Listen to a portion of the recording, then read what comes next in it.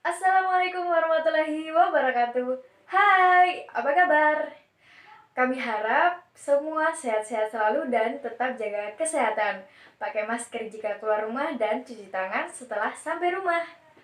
Oh iya, kali ini kami dari kelompok 1 perkenalkan, nama saya Ayudhya Saputri. Saya Hikmah Wulandari. Nur Awalianah binti Abu Bakar Daud.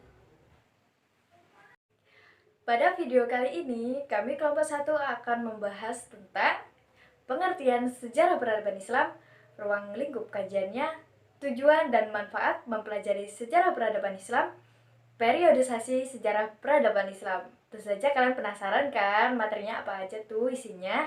Nah, langsung aja ya kita bahas. Yang pertama adalah pengertian sejarah peradaban Islam dan ruang lingkup kajiannya. Oke, yang akan dijelaskan oleh teman kami, Hikmah Wulan A. Tejun. Saya akan menjelaskan sedikit tentang pengertian sejarah, baik itu secara etimologi maupun secara terminologi. Kedua, definisi sejarah peradaban Islam, dan yang ketiga yaitu ruang lingkup sejarah peradaban Islam. Pertama yaitu kita mulai dari sejarah, yaitu berasal dari bahasa Arab, yaitu sejaratun yang artinya pohon.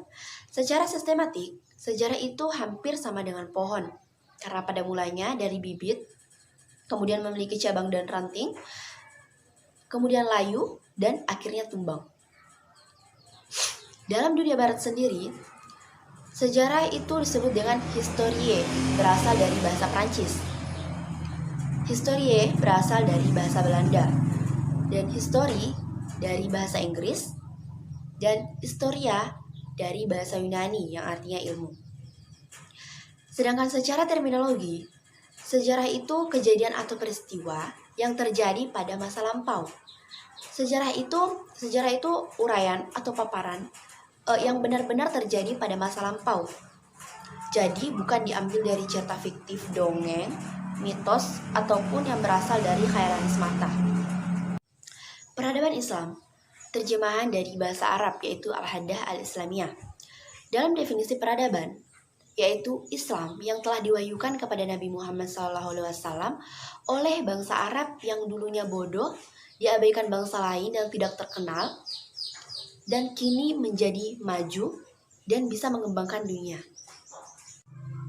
Dalam ruang lingkup sejarah peradaban Islam, itu ada 7 yang dibahas, yaitu manusia, ekonomi, politik, ilmu pengetahuan dan teknologi, kesenian, hukum, dan terakhir yaitu agama dan keyakinan.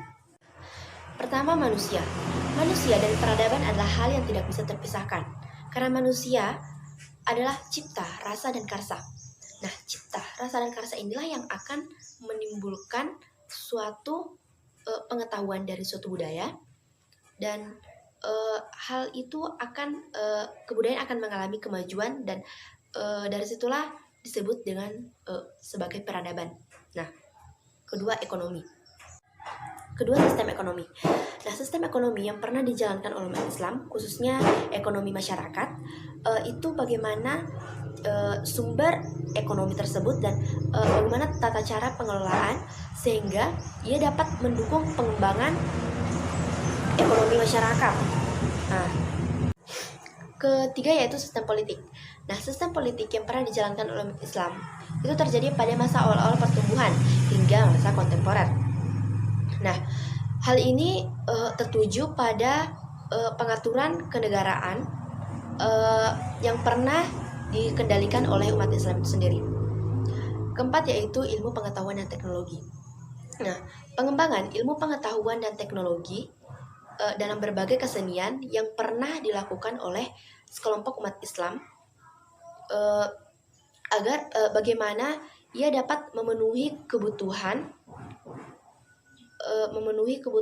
kehidupannya masing-masing. 5 yaitu hukum. Nah, dalam dunia modern, hukum itu tidak hanya penting untuk menyelesaikan suatu permasalahan dalam hubungan, baik itu yang berhubungan dengan hak dan kewajiban, tetapi juga sangat penting untuk menyelesaikan suatu perselisihan dengan hukum formal. Dan yang terakhir yaitu agama. Agama adalah hal yang sangat penting bagi kehidupan manusia. Agama itu tidak dapat tergantikan oleh sesuatu apapun. Agama itu memiliki peran yang sangat vital, yang sangat berguna bagi perkembangan jati diri suatu peradaban. Nah, menurut Gulen, agama yang memiliki pilar, yaitu agama yang memiliki tujuan luhur seperti meningkatkan spiritual, menanamkan nilai moral, dan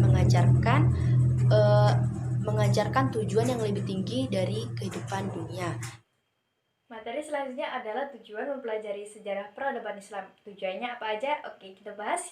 Yang pertama adalah membentuk karakter, kepribadian, dan watak umat Islam. Kenapa?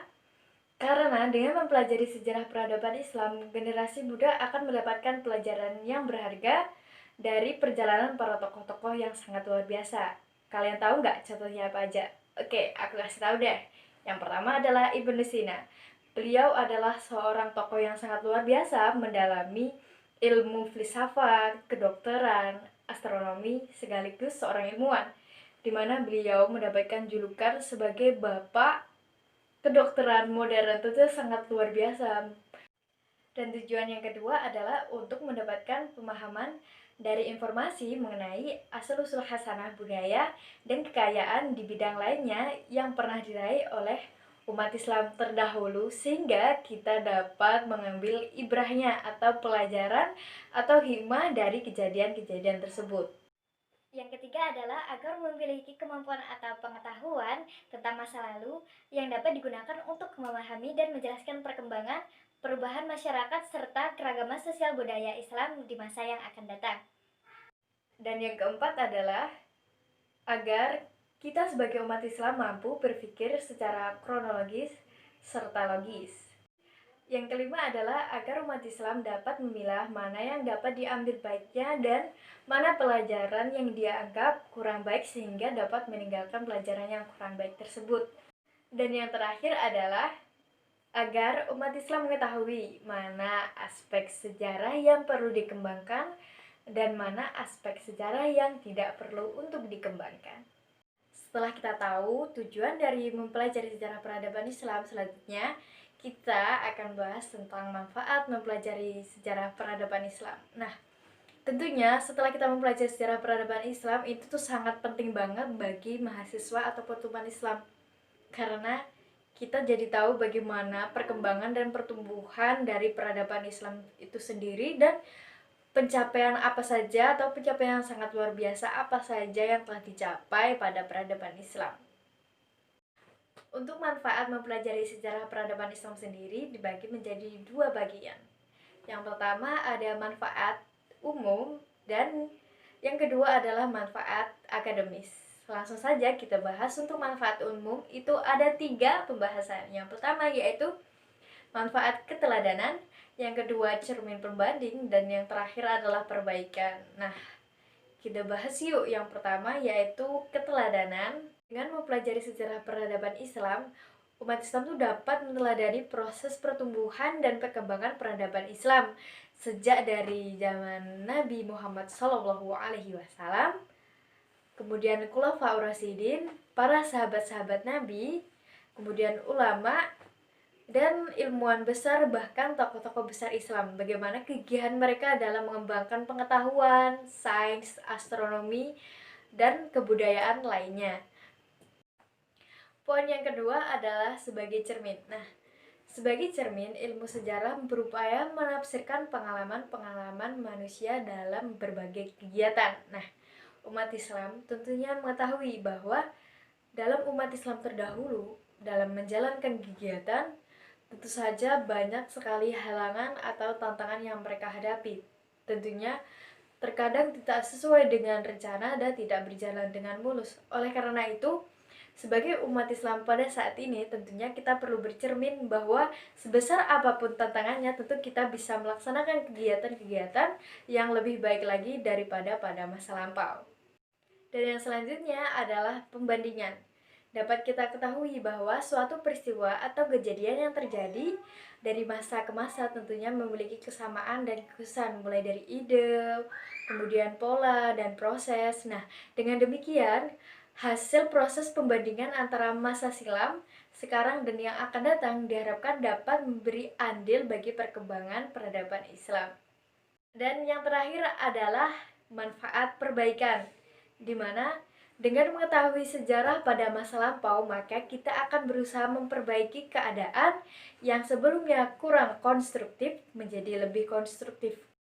Artinya adalah kalau ditemukan sesuatu yang tidak baik atau kurang sempurna dan tidak sesuai dengan zaman sekarang, maka kejadian pada masa lalu itu perlu untuk diperbaiki. Nah, tentunya harus disesuaikan dengan masa yang sekarang kan. Setelah kita membahas tentang manfaat umum dari mempelajari sejarah peradaban Islam, sekarang adalah manfaat akademis. Yang pertama adalah memiliki sikap maupun perilaku positif dalam menghadapi perubahan-perubahan dan pembaruan-pembaruan dalam peradaban Islam. Hal ini dikarenakan sejarah menunjukkan bahwa sejarah peradaban Islam pembaruan bukanlah hal yang sangat tabu, bukanlah hal yang aneh, dan bukan hal yang sangat dilarang. Jadi pembaruan adalah sangat dianjurkan untuk peradaban Islam itu sendiri. Yang kedua adalah memahami dan memiliki pengetahuan tentang perkembangan dan kemajuan dari peradaban Islam itu sendiri, mulai dari lahirnya Islam hingga saat ini. Dan ketiga adalah memecahkan masalah. Dengan apa? Dengan kita memanfaatkan dari proses-proses perkembangan peradaban Islam, sehingga kita dapat berkaca dari perkembangan dari peradaban Islam itu sendiri, bagaimana mereka memecahkan suatu masalah yang besar maupun yang kecil. Terakhir adalah mengaplikasikan ilmu dan teori yang diperoleh pada masa lampau, yakni teori-teori tersebut atau ilmu yang diperoleh dari masa lampau tentu saja mesti disesuaikan dengan kondisi sekarang untuk pengaplikasiannya. Dan selesai sudah untuk pembahasan tujuan dan manfaat dari mempelajari sejarah peradaban Islam. Dan yang selanjutnya adalah pembahasan tentang periodisasi sejarah peradaban Islam yang akan dijelaskan oleh Nurawaliana binti Abu Bakar Daud. Oke, selanjutnya kita masuk ke penjelasan mengenai periodisasi. Periodisasi itu terdiri dari 3 fase. Yang pertama yaitu periode klasik, yang kedua yaitu periode pertengahan, dan yang ketiga yaitu periode modern. Menurut tokoh Zaman, periode klasik berlangsung kurang lebih pada tahun 650 sampai dengan 1280 Masehi. Sedangkan menurut tokoh Harun Nasution, periode klasik berlangsung dari tahun 650 sampai dengan 1250, periode pertengahan berlangsung dari tahun 1250 hingga 1800, serta periode modern berlangsung dari tahun 1800 hingga sekarang ini. Nah, oke, kita masuk ke penjelasan mengenai periode klasik. Periode klasik sendiri dibagi menjadi 2 fase. Yang pertama, fase ekspansi, integritas, dan pusat kemajuan, sedangkan yang kedua yaitu fase disintegrasi. Nah, fase pertama atau fase ekspansi, integrasi, dan pusat kemajuan ini berlangsung dari tahun 650 sampai dengan 1000 Masehi. Pada fase ini, penyebaran agama Islam meluas dimulai dari Afrika Utara hingga ke Spanyol bagian barat dan dimulai dari Persia hingga ke India bagian timur. Nah, aksi inilah yang kita sebut dengan aksi ekspansi sesuai dengan nama dari fase ini. Nah, kira-kira mungkin teman-teman bertanya, apa sih itu fase ekspansi? Nah, fase ekspansi itu merupakan fase di mana suatu kelompok atau lembaga memperluas kekuatannya. Seperti itulah yang dilakukan umat muslim, yaitu dengan cara memperluas ajaran agama Islam ke wilayah-wilayah lainnya. Nah, pada fase ini juga dinamai dengan fase integrasi. Nah, kira-kira apa sih fase integrasi itu? Integrasi itu sendiri yaitu adalah suatu sistem di mana seseorang masuk ke suatu wilayah dan mereka menyesuaikan diri sesuai dengan adat wilayah tersebut. Oleh karena itulah dalam proses integrasi yaitu penyebaran agama Islam, agama-agama itu dapat diterima dengan mudah ke wilayah-wilayah lainnya. Karena apa? Karena orang yang menyebarkan agama menyesuaikan diri dan berbaur bersama masyarakat-masyarakat sekitar. Bukan hanya itu, pada fase ini pengetahuan begitu berkembang, baik pengetahuan di bidang agama maupun di bidang umum. Pada fase ini juga melahirkan begitu banyak ulama-ulama terkenal seperti Imam Abu Hanifah, Imam Syafi'i, Imam Hambali, serta Imam Malik. Oke, selanjutnya kita beralih ke fase disintegrasi. Kira-kira apakah teman-teman tahu apa itu disintegrasi? Nah, disintegrasi merupakan suatu keadaan di mana pemerintahan pusat menyerahkan kekuasaannya ke pemerintahan otonom. Karena pelaksanaan sistem disintegrasi ke masing-masing daerah inilah yang menyebabkan perpecahan di antara kalangan orang-orang Muslim. Sebenarnya pada fase kedua ini sudah bisa dibilang masuk ke periode pertengahan, karena pada fase ini mulai terjadi kemunduran sedikit demi sedikit di kalangan orang-orang Muslim, dan pemerintahan Islam di kota Baghdad pun direbut. Oke, kita lanjut ke periode pertengahan.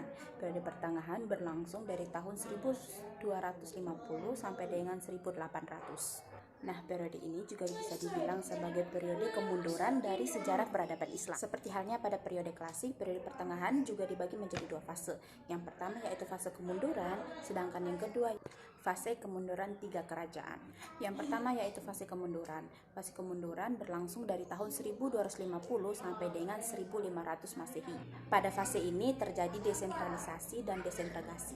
Seperti yang telah saya jelaskan tadi, desentralisasi adalah sebuah sistem di mana pemerintahan pusat menyerahkan kekuasaan ke daerah otonom. Lalu desintegrasi. Nah, desintegrasi itu adalah sebuah perpecahan pada suatu kesatuan.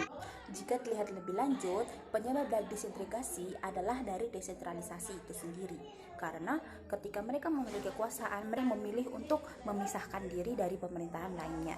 Hal itulah yang membuat rakyat terpecah sehingga kekuatan dan kesatuan dari umat Muslim itu melemah, dan musuh pun dapat menyerang dengan mudah, sehingga pada waktu itu kota Mesir berhasil direbut. Padahal kota Mesir sendiri pada saat itu merupakan salah satu dari pusat peradaban Islam.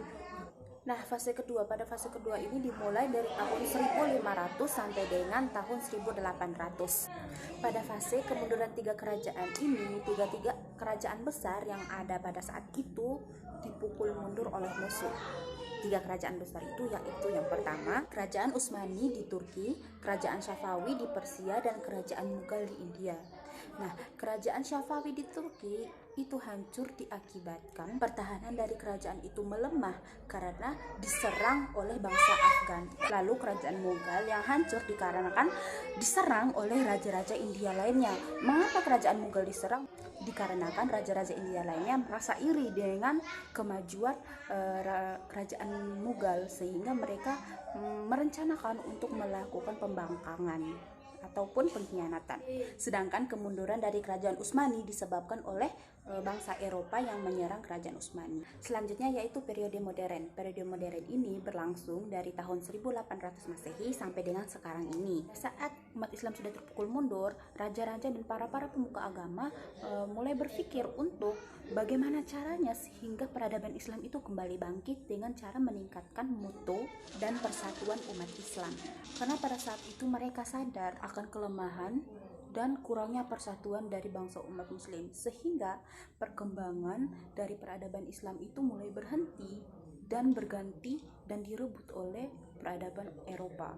Setelah berpikir keras, para raja-raja dan pemuka agama pun mulai mengajak umat-umat Muslim untuk kembali membangkitkan peradaban Islam, walaupun tidak sejaya pada masa periode klasik, akan tetapi setidaknya pada periode ini peradaban Islam sudah mulai timbul kembali, walaupun tidak setinggi peradaban yang dibuat oleh bangsa Eropa. Contohnya seperti saat ini, mungkin kita banyak yang berpikir bagaimana bisa bangsa Eropa yang pada dulunya sangat begitu kagum pada peradaban Islam, sekarang malah peradabannya lebih tinggi. Sekian dari kami, semoga bermanfaat untuk kita semua. Apabila ada kurang dan lebihnya, kami mohon maaf. Wassalamualaikum warahmatullahi wabarakatuh. Sampai jumpa.